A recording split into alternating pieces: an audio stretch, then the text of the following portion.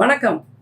மிகச் சமீபத்துல நம்முடைய முதல்வர் அவர்கள், திமுகவின் கட்சி தலைவர் அவர்கள் மிகச் சிறப்பான கருத்துக்களை சமீபத்தில் சொன்னதில் மிக முக்கியமானது எதுன்னா, எந்த ஷா வந்தாலும் தமிழ்நாட்டுல ஒண்ணும் பண்ண முடியாது. நாங்க எப்பவுமே அவுட் ஆஃப் கண்ட்ரோல் அப்படின்னு ஒரு வார்த்தையை சொன்னாரு. அதே மாதிரி விஸ்வகர்மா திட்டத்தை பற்றி அவர் சொல்லிவிட்டு, தமிழ்நாட்டில் இன்றைக்கு அறிமுகப்படுத்தப்பட்டிருக்கின்ற கலைஞர் கைவினை திட்டம் என்பது விஸ்வகர்மா திட்டம் சொல்லுவதை போல் சாதிய பாகுபாடுகளை வளர்ப்பது அல்ல, பிரிவினைகளை உருவாக்குவது அல்ல அப்படிங்கிற விஷயத்தையும் சொன்னாரு. அதை தவிர இன்றைக்கு தமிழ்நாடு தான் இந்தியாவிலேயே முன்னிலை மாநிலமாக முதுகெலும்போடு நிமிர்ந்து நின்று ஒன்றியத்தை கேள்வி கேட்கின்ற மாநிலமாக, நமக்கான உரிமைகளை கேட்டு பெற வேண்டிய போராட்டத்தில் முதன்மையாக நிற்கின்ற மாநிலமாக நம்முடைய முதல்வர் அவர்கள், எங்களுடைய தலைவர் மாற்றி வைத்திருக்கிறார் என்றால் அது நிச்சயமான உண்மைதான். இந்த பொதுவா தொலைக்காட்சி விவாதங்களுக்கு போனா அங்க வருகின்ற அந்த RSS பின்புலம் உள்ள வலதுசாரிகள் இருக்காங்கல்ல, பிஜேபி காரர்கள், அவங்க என்ன செய்வாங்க, எங்களை போன்ற திமுக காரர்கள், திமுக கட்சியிலிருந்து போகின்ற பேச்சாளர்கள், செய்தியாளர்கள் பேசும்போது பேசவே விடாம தடுத்து தடுத்து தடுத்து வார்த்தைக்கு வார்த்தை வாயாடுவாங்க. ஏன்னா நாம் சொல்கின்ற உண்மைகள் எல்லாம் அந்த பிஜேபி காரர்களை, RSS காரர்களை வெளிப்படுத்தி விடும், எக்ஸ்போஸ் பண்ணிடும் இல்லையா? அதனால அவங்களுக்கு பயம். அதனால அவங்க செய்யற டாக்டிக்ஸ் என்னன்னா, திரும்ப திரும்ப வார்த்தைக்கு வார்த்தை நம்மை பேச விடாமல் செய்வார்கள் அப்படிங்கிறதுதான். இன்னைக்கு அதே மாதிரிதாங்க ஆச்சு. பிஜேபி அதிமுக கூட்டணியை பார்த்து திமுக பயப்படுகிறதா அப்படிங்கிற மாதிரியான விவாதம். எங்களுக்கு என்ன பயம், எங்களுக்கு என்ன அச்சம்? ஒன்றுமே கிடையாது. அச்சம் என்பது மடமையடா, அஞ்சாமை திராவிடர் உடமையடா என்று சொல்கின்ற கட்சி, சொல்கின்ற இயக்கம் எது என்றால் தமிழ்நாட்டில் நம்முடைய திராவிட முன்னேற்ற கழகம் மட்டும்தான் என்பது நமக்கு நன்றாக தெரியும். பிஜேபி எப்படி அதிமுகவை வளைத்து போட்டிருக்கிறது என்பதைத்தான் நான் அதில் நிறைய பேசினேன். அதிமுகவின் தலைவர் முகத்தில், தலைவர் கண்ணில் தெரிகின்ற அச்சம், இடி என்கின்ற அந்த வார்த்தை கொடுக்கின்ற அச்சம், இன்கம் டாக்ஸ் ரெய்டு என்கின்ற அந்த வார்த்தை கொடுக்கின்ற அச்சத்தோடு தான் அவர் அந்த கூட்டணி பேச்சுவார்த்தையில் உட்கார்ந்திருந்தார். ஒரு வார்த்தை கூட பேச விடாத மாதிரி உள்துறை அமைச்சர் இவரை அடக்கி வைத்திருந்தார். அப்படின்னா பேசுகின்ற உரிமையை இழந்து நிற்கிறார் அப்படிங்கிறதான உண்மை அப்படிங்கிறத தெளிவா பேசினோம். அதை தவிர விருப்பமில்லாத கல்யாணத்தில் கட்டாயப்படுத்தி உட்கார்த்தி வைக்கப்படுகின்ற மணமகளை போல் அவர் முகத்தில் சுரத்தே இல்லை. பாடி லாங்குவேஜ் என்பது மிக முக்கியம் அரசியல் தலைவர்களுடைய கூட்டங்களில். அப்படிப்பட்ட ஒரு பாடி லாங்குவேஜை வைத்து பார்க்கும்போது அன்றைக்கு அதிமுகவின் தலைவர் நிச்சயமாக ஒரு கட்டாயத்தின் பேரில், மிரட்டலின் பேரில் தான் அந்த கூட்டணி பேச்சுவார்த்தையில், பத்திரிகையாளர் சந்திப்பில் உட்கார்ந்து இருந்தார்ங்கிறது நல்லா புரிஞ்சுது. அதை தவிர இன்னைக்கு விவாதத்துல பேசிய அந்த RSS அன்பர் என்ன சொன்னாரு, திமுக கொடுக்கின்றது லேகியம், ஆனால் பிஜேபி தான் எப்போதும் மக்களுக்கு நல்லவைகளை செய்கிறது அப்படின்னார். நான் உடனே சொல்ல ஆரம்பிச்சேன், பிஜேபி கொடுப்பது ஆலகால விஷம், திமுக தான் லேகியத்தை கொடுக்கிறது, லேகியம் என்பது உடல் நலனுக்கு நல்லது அப்படின்னு சொல்லிட்டு என்னென்ன லேகியங்களை திமுக கொடுக்கிறது அப்படின்னு பட்டியல் சொல்ல ஆரம்பிச்சா அதுக்குள்ளே குறுக்க பூந்து அவர் என்னை பேச விடாமல் செய்தது என்பது நேரலையில் நடந்தது. இந்த நிலையில் எதையெல்லாம் திமுக, நம்முடைய திராவிட முன்னேற்ற கழகம் காலகாலமாக தமிழக மக்களுக்கு லேகியமாக, உடல் ஆரோக்கியத்திற்கு தகுந்த வகையில் செய்து கொடுத்திருக்கிறதுங்கிறது ஒரு பெரிய பட்டியல் இருக்குங்க. ஒரு சிலதை மட்டும் நம்ம சொல்லலாம். ஏன்னா இதற்கு எதிராக இருக்கக்கூடிய அதிமுகவும் பிஜேபியும் சேர்ந்து தமிழ்நாட்டை கபளீகரம் செய்ய வேண்டும் என்ற ஒற்றை நோக்கத்தில் தான் கூட்டணி அமைத்திருக்கிறார்கள்.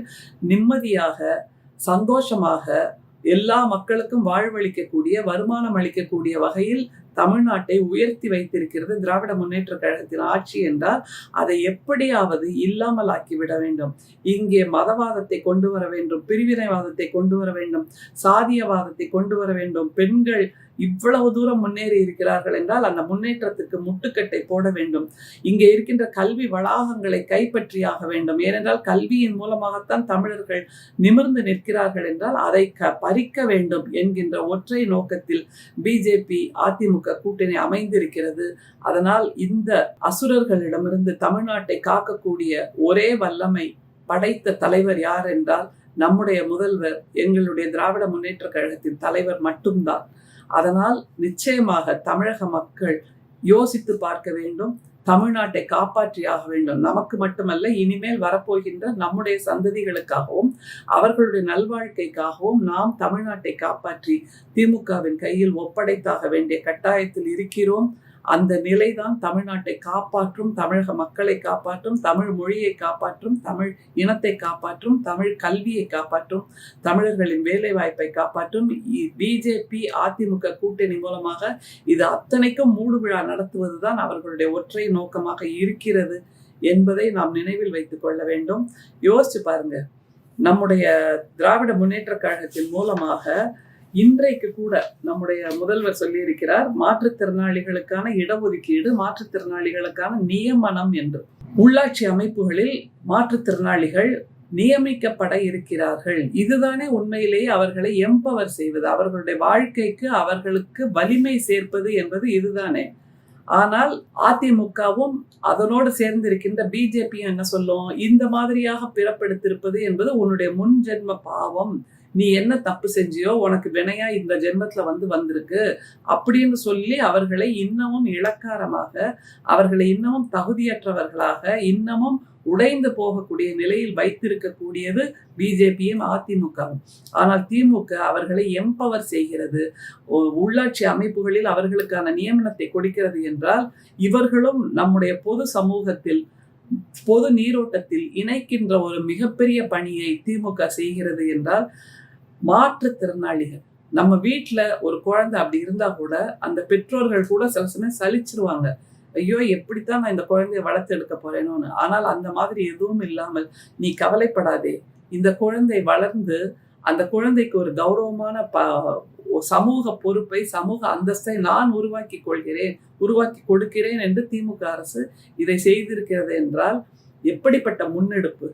பிஜேபி அல்லது RSS அல்லது வைதிகர்கள், அதிமுக காரர்கள் சொல்லுகின்ற முன்ஜென்ம புண்ணிய பாவம், முன்ஜென்மத்தில் நீ செய்த தப்பு என்பதாக மிரட்டாமல், அச்சுறுத்தாமல் அவர்களுக்கான வாழ்வாதாரத்தை கொடுக்கிறது திமுக. அடுத்தது தமிழ்நாடு என்ற பெயர் மாற்றம். ஆனால் இப்போது பாரத் என்று பிஜேபி பெயரை மாற்றி அகண்ட பாரத் என்று வேறு சொல்லிக் கொண்டிருக்கிறார்கள்.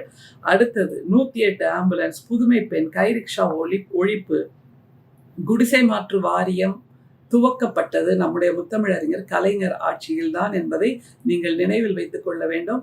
ஆனால் இதே குடிசைகள் இருக்கக்கூடிய பகுதிகளில் துணியால் மறைத்து வெளிநாட்டு தலைவர்களை வரவேற்கின்ற சூழலை தான் பிஜேபி எப்போதும் செய்து வருகிறது. அப்படி என்றால் அது ஆலகால விஷம். குடிசை மாற்று வாரியம் உருவாக்கி அதன் மூலமாக இப்போது எளியவர்கள் வாழ்கின்ற வாழ்விடங்களை உருவாக்கி கொடுத்து கொண்டிருக்கிறது திமுக ஆட்சி என்றால், அவர்கள் தலைக்கு மேல் ஒரு கூரை என்பது எப்படிப்பட்ட பாதுகாப்பு, எப்படிப்பட்ட ஆசுவாசம் என்பதை உணர்ந்திருக்கிறது நம்முடைய திராவிட முன்னேற்ற கழகம் என்பதை நீங்கள் நினைவில் வைத்துக் கொள்ள வேண்டும். அதே மாதிரி கைரிக்ஷா ஒழிப்பு திட்டம் நம்முடைய முத்தமிழறிஞர் கலைஞர் கொண்டு வந்தது. யோசிச்சு பாருங்க, ஒரு மனிதனை உட்கார்த்தி வைத்து இன்னொரு மனிதன் மாடு போல் இழுத்து கொண்டு போவது என்பது எப்படிப்பட்ட குரூரம். அந்த நிலையை மாற்ற வேண்டும் என்பதனால் அப்படிப்பட்ட நிலையை மாற்றி கைரிக்ஷாவை ஒழித்த பெருமை என்பது நம்முடைய கலைஞருக்குத்தான் சேரும். அதே போன்று கலைஞர் கைவினை திட்டம் என்று இன்றைக்கு நம்முடைய முதல்வர் அறிமுகப்படுத்தி இருக்கிறார், உருவாக்கி இருக்கிறார். அந்த கலைஞர்களுக்கு மானிய தொகையை கொடுத்திருக்கிறார். ஆனால் பிஜேபியிடம் இருப்பது விஸ்வகர்மா திட்டம். நம்முடைய கலைஞர் கைவினை திட்டத்தில் குறைந்தபட்ச வயது வரம்பு 35 இருக்கிறது, அங்கே 18 இருக்கிறது என்றால், நம்முடைய முதல்வர் சொல்வதை போல் 18 வயது என்பது உயர்கல்வி கற்க வேண்டிய வயதில் நீ வெளி உலகத்தை பார்க்காமல் உன்னுடைய குலத்தொழிலோடு நீ முடங்கி போக வேண்டும் என்று சொல்லுகின்ற ஒரு திட்டம்தான் ஒன்றியத்தின் விஸ்வகர்மா திட்டம். அதுதான் ஆலகால விஷம். அடுத்தது செம்மொழி மாநாடு. நம்முடைய முத்தமிழறிஞர் கலைஞர் கொண்டாடிய மிக அற்புதமான தமிழ் திருவிழா என்று சொல்லலாம். ஆனால் பிஜேபி செய்வது எப்போது பார்த்தாலும் காசி தமிழ் சங்கமம் என்ற பெயரில் காசி வைதீகர் சங்கமத்தை உருவாக்கி நடத்தி கொண்டிருக்கிறார்கள், காசி பார்ப்பனர் சங்கத்தை உருவாக்கி நடத்தி கொண்டிருக்கிறார்கள். அங்கே தமிழுக்கு எந்த இடத்திலும் வேலையே இல்லை. அவர்கள் சொல்லுகின்ற தமிழ் எல்லாமே வெறுமே போற்றி போற்றி என்று பூஜை செய்கின்ற அந்த மந்திரங்கள் மட்டும்தானே தவிர இந்த மாதிரியான சிந்தனையை தூண்டுகின்ற தமிழ் படைப்புகளை அவர்கள் ஏற்றுக்கொள்வதே இல்லை. தமிழ் படைப்பாளர்களையும் பிஜேபிக்காரர்கள் ஏற்றுக்கொள்வதே இல்லை என்பது நமக்கு நன்றாக தெரியும்.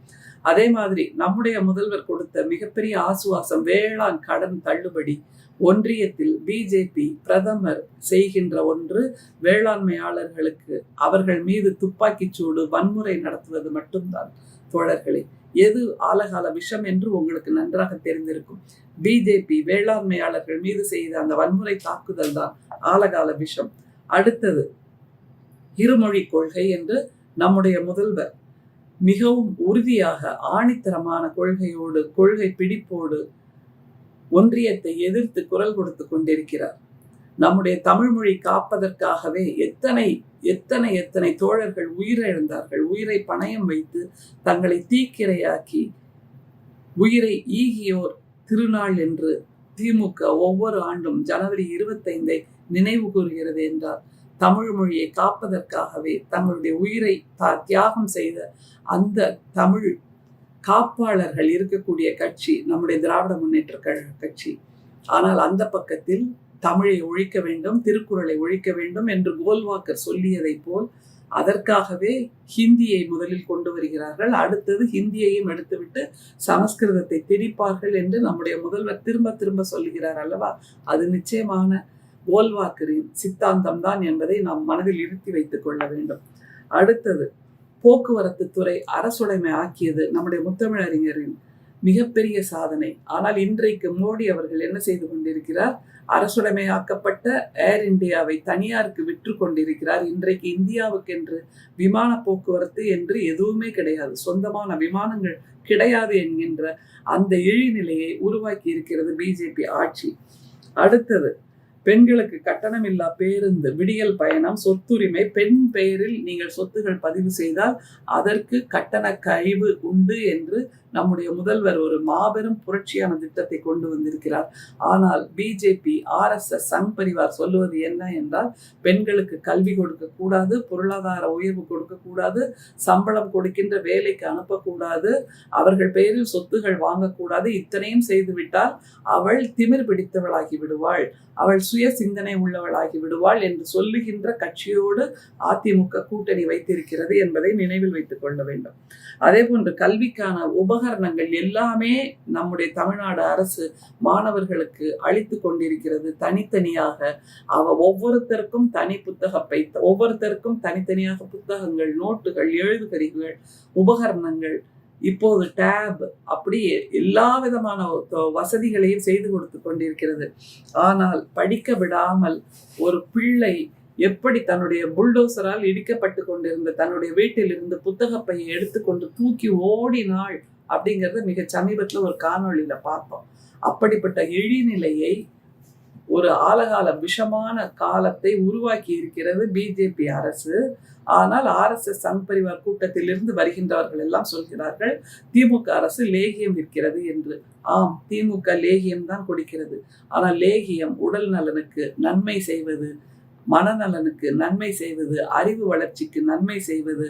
பிஜேபி கொடுக்கின்ற ஆலகால விஷம் மிகப்பெரிய விஷம். இந்தியாவையே காலாவதியாக்கிவிடும், இந்தியர்களை காலாவதியாக்கிவிடும். அவர்களுடைய கல்வி வாய்ப்பு, வேலை வாய்ப்பு, பொருளாதார வாய்ப்பு, நிம்மதியான வாழ்க்கை, சந்தோஷங்கள், சிரிப்பு எல்லாவற்றையும் இல்லாமல் ஆக்கக்கூடிய ஆலகால விஷம் எது என்றால் பிஜேபி அதிமுக கூட்டணி என்பதை நினைவில் வைத்து 2026 தேர்தலில் ஆலகால விஷமாக இருக்கக்கூடிய பிஜேபி அதிமுக கூட்டணியை புறம் தள்ளிவிட்டு நமக்கான லேகியமாக, நமக்கான அமுதாக இருக்கக்கூடிய திமுகவை நாம் தேர்ந்தெடுத்தாக வேண்டும். திமுக கூட்டணியை தேர்ந்தெடுத்தாக வேண்டும். இப்போது நமக்கு கிடைத்து கொண்டிருக்கின்ற சந்தோஷமான வாழ்க்கை, கல்வி வாய்ப்புகள், பொருளாதார உயர்வுகள், சுகாதார கட்டமைப்புகள், நிம்மதி எல்லாம் தொடர வேண்டும் என்றால் திமுக மட்டும்தான் வெற்றி பெற்றாக வேண்டும். வெற்றி பெற வைப்போம். அதன் மூலமாக நம்முடைய முதல்வர் அவர் செய்து கொண்டிருக்கின்ற மிகச்சிறப்பான செயல்பாடுகள், மக்கள் நல கோட்பாடுகள், மக்கள் நலன் சார்ந்த திட்டங்கள் எல்லாம் வெற்றி பெற்று மீண்டும் அடுத்த ஆட்சியை நம்முடைய முதல்வர் பெற வேண்டும் என்பதுதான் நம்முடைய ஒரே இலக்காக இருக்க வேண்டும். யோசிப்போம், இதையெல்லாம் எடுத்து சொல்வோம். அதன் மூலமாக மீண்டும் திமுக ஆட்சியை கட்டமைப்போம், தக்க வைப்போம். அது ஒன்றுதான் தமிழ்நாட்டை காப்பாற்றும் என்பதை சொல்லுகிறோம். நன்றி, வணக்கம்.